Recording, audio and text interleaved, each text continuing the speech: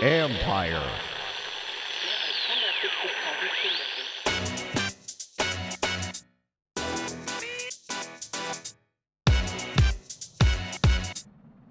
The Houston Texans get back on track with a win, but do they still have reason for concern? What's up, everybody? It's Mike Jones. Welcome back to another episode of the Football Jones podcast. You can read me at usatoday.com. Follow me on Twitter and Instagram at @ByMikeJones. And yes, we're talking Houston Texans today. I was here week 15 for their win over the Tennessee Titans in Nashville. It was a close one. They squeaked by, but they did rebound from that embarrassing loss last week to the Denver Broncos. Gonna talk to Kenny Stills, wide receiver in his first year with the Texans after being in Miami with the Dolphins, and was traded here at the start of the season. Talking to him about the bond that he's developing with Deshaun Watson and kind of just the mindset in this locker room. They've had some hiccups here and there. They've had to quickly put them behind them, just like in this game. They had some unfortunate things happen, but they had to quickly turn the page. That's been their mantra. Just got to turn the page. And, and now here they are. They got another win, and they're in control in the AFC South. But I just don't know about this team when they're in the postseason because of some of the concerning issues that we saw in this game and this season. And to tackle all of that, we're going to talk to Aaron Wilson, sports writer for the Houston Chronicle, covers them day in and day out, and he's going to give us some insight. But first up, let's talk to Kenny Stills about getting on the same page with Deshaun Watson and their mindset as they try to finish strong heading into the playoffs.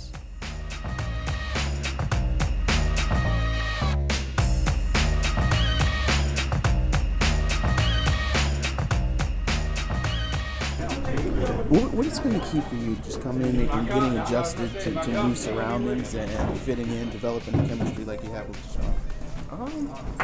Deshaun? Doing everything that I can as far as every time that he has a football in his hands and he's throwing the ball, I'm around. So if it's just a walkthrough or a jog through or whatever it is, like if there's no one over there, it doesn't matter. I'm going to find my way over there just so I can catch the ball and that we can build that chemistry and that relationship. I think, I learned at a young age from Drew and then playing with Ryan that quarterbacks are, obviously really extremely visual. And a lot of guys are, like, the more reps you get, the more comfortable they are and the more trust they have in you. And so I just try and do everything I can to build that trust with him. And, it's not always perfect, but we're building, and I'm happy when he gives me opportunities to make plays. When did you notice or feel like, you guys had started to gel like that, develop that special bond? The first week of the season, he threw me a ball that we could have beat the Saints on Monday Night Football, and I think just really after that week, he had confidence in who I was as a player, and so we try to build that every week, and I practice hard every day, and try to make sure that I'm out there so that he knows the type of player that I am, and try to spend time with him off the field so he knows the type of man that I am. But just, I want to be able to help this team however I can. So I understand and know from other teams that I've been on that, these opportunities don't come, every year. Sometimes somebody goes down and, the seasons go in a totally different direction. So for me, it's just important to try and take advantage of this opportunity with these guys. You never know if we're all going to be together again. These rosters always switch up. And so just doing everything that I can to help Will and help Hop and help Kiki and everybody that we have here so that, we can make a run at the playoffs.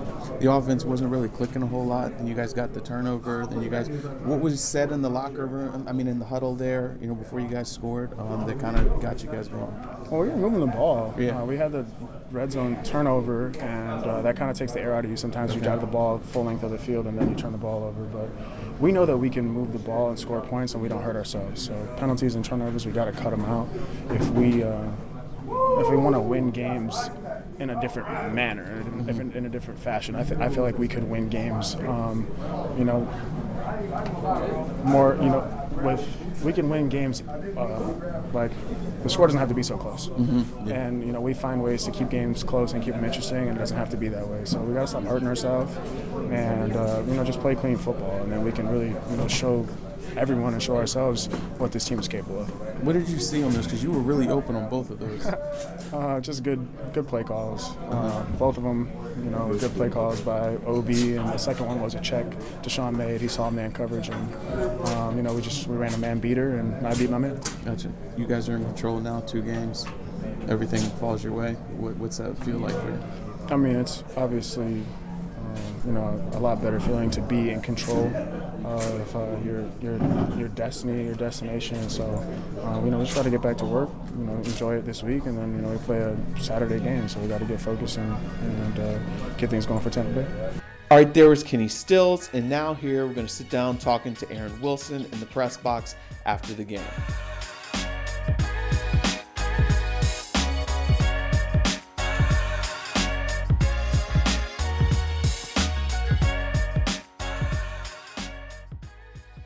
All right, we're here with Aaron Wilson of the Houston Chronicle, longtime beat writer, covering the league for a long time, seen a lot of teams, a lot of football, and you were there every single day with this Texans team. What do you make of them? Because I look at them, and I can't quite make up my mind if they're good. I don't think they're as good as I think they are, but I don't think they're as bad as they are, and they're just so up and down. I just don't know what to expect from them this postseason. What do you think? Right, you're right, Mike. They're an enigma. And when you think about how talented they are with Deshaun Watson and DeAndre Hopkins and all of the weapons they have, they should be a lot better. Mm-hmm. But they have these key deficiencies. And they're in the secondary and the offensive line, 2 areas where you need to be better. And they've tried to fix it all in 1 year, where they trade for Laramie Tunsil. Right. They draft Titus Howard. Unfortunately, Titus is out for the year, and that's a big loss. Then the secondary, they just loaded in with trades and waiver claims, and they signed Bradley Roby in the offseason. So they've been throwing money and draft picks at the problem, right? But it's still a problem. And there's a reason why some of these guys weren't wanted by their other teams. Mm-hmm. Bernard Hargraves was a first-round draft pick. Normally guys like that don't get cut. They got Garyon Conley for a 3rd-round pick. The Raiders are happy about that trade. Right. They're very happy to get a 3rd-round pick for Garyon Conley, who wasn't doing great for Raiders and is just okay here. You look at Jonathan Joseph; he's 35 years old. So there's some fundamental issues with the team, and they're why anybody could beat them, like Denver, right? And why they could beat someone because of Deshaun Watson's talent. He always gives them a chance, and that's sort of why they're unpredictable. When you're talking about the postseason, if they get to the postseason, you can't say, well, they can't beat Baltimore or they couldn't beat New England, because he would give them a chance. Mm-hmm. And he also could be a reason why they lose. You saw that today. There's a little bit of a Jekyll and Hyde thing with him, and he's got 4 interceptions his past 2 games. He's having a remarkable year. But here in December, he's making some mistakes. Right, and he made some mistakes today. He also made a lot of plays that are the reason why they won the football game. But I think he's kind of the microcosm of the Texans. Talented, but there's some things there. Gotcha. It's funny you said that Jekyll and Hyde thing, because I had a line like that in my story. It's just like, that's how we're here about him, right? But okay, what is it going to take, or is there any hope that they can get some of this stuff shored up? I mean, it's this week, 15 now. You kind of are what you are. Right. When we saw the Patriots last year, their defense all of a sudden kicked it to another level in week 16, but they're special. What is the best hope for these guys, given the fact that it's so late in the season and we're seeing a lot of the same problems, the flashes and then the transgressions back and forth over again? They would have to cut down on the turnovers, and I think that is fixable because he's still a young quarterback and he can take better care of the football. We've seen games where he doesn't have any turnovers, and generally he plays mistake-free football. He has to rein it in a little bit and make some better decisions. Those are his fault. Throwing over the middle in a big crowd and then it gets batted. I don't think that play, even if it's not bad, that might have gotten picked. Okay. I don't think it was there. The other one, the ball was way too late. That is a throw that any good safety is going to get over there. A guy that can run, has some range like Kenny Vaccaro. So those are things he could fix. The pass blocking, I think he sort of masks the deficiencies. You can see it right tackle. Like Chris Clark's 34 years old. He's struggling over there, and they have to sub for him. You don't normally sub for an offensive tackle. Yeah. So you have to help him a lot. And then the secondary is the one thing I think, how do you fix that? Because you have no pass rush. You have no J.J. Watt. You very rarely touch the quarterback. And Ryan Tannehill had lots of time today, just as Drew Lock did. Those are trends, I think, that are hard to reverse. And like you said, that you are who you are. You're a team that can't rush the passer and struggles to cover for very long. So the way to win, you have to win shootouts. Right. And the other way, Carlos Hyde. And I think he's a bit of an X factor because sometimes he has these downhill type games, and he does run with a chip on his shoulder because he's been on so many teams. They trade him, they cut him. I mean, people don't want him. And this is he's played for now the Browns, the Jaguars, the Chiefs, and the Texans all within a 12-month period. And these guys, now he's a 1,000-yard rusher. I think he's a cool story because he's someone that other people were like, I don't want this guy anymore, and for no real reason. I mean, he's okay. He's just not well-mannered guy, just not really like have that much buzz about him. Right. But he is 230 pounds. He's a strong runner, and I think he knows how to find holes. If you could just have a little bit of balance and keep the defense on the sideline and hide some of the deficiencies. Romeo Crennel's a pretty smart guy. I mean, they have a fighting chance. I mean, I think if you look at the playoffs, could they beat Buffalo? Yes, I think they can. Not necessarily a shoo-in, but they could beat them. They should be able to beat the Steelers. Okay. But, they've already beaten New England once.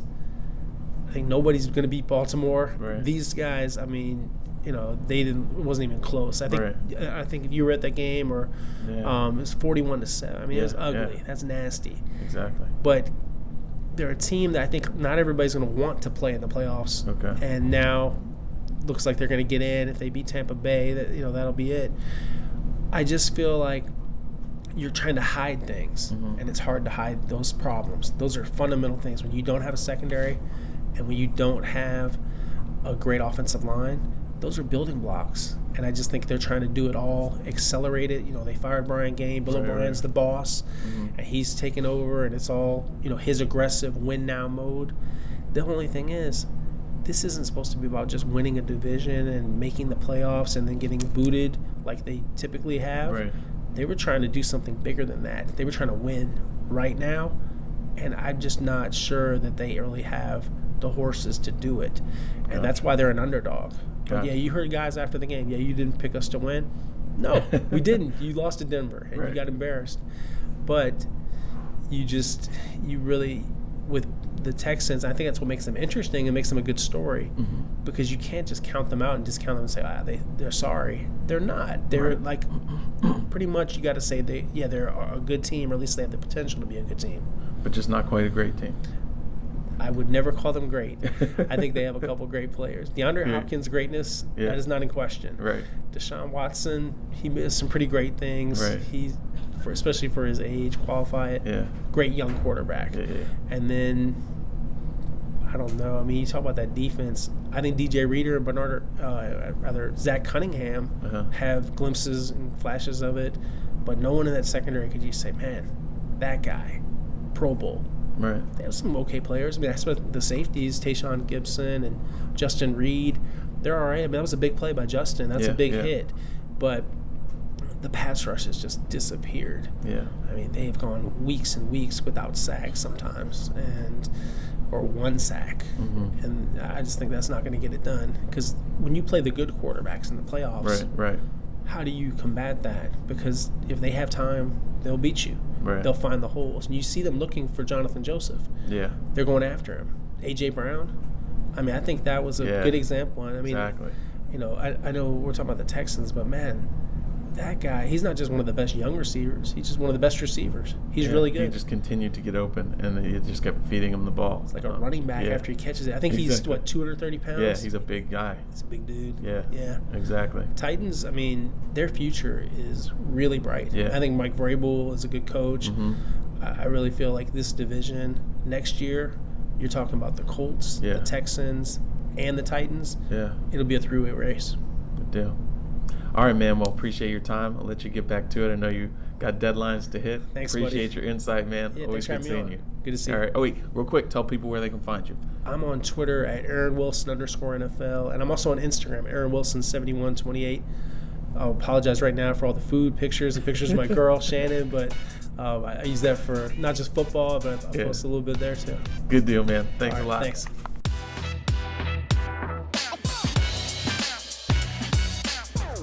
All right, so there you have it. That was my chat with Aaron Wilson. We will see how this plays out. Again, I think that this team is good. I don't think they're great. Maybe they can cause some trouble for some teams, but I don't see them really making a deep playoff run. Maybe next year, after another offseason round of moves, they'll be in a more improved state and can make some more damage. The Patriots will have probably fallen off, especially if Tom Brady's not back. And so maybe the door is open there. But this year, I just think they're going to fall short, come up a little short. But we'll see how it plays out. Hope you guys had a great Sunday. Got Monday night action, and then we'll head into Week 16.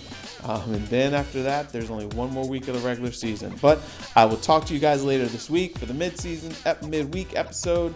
Again, read me at usatoday.com, where I wrote about this game and the questions facing the Texans.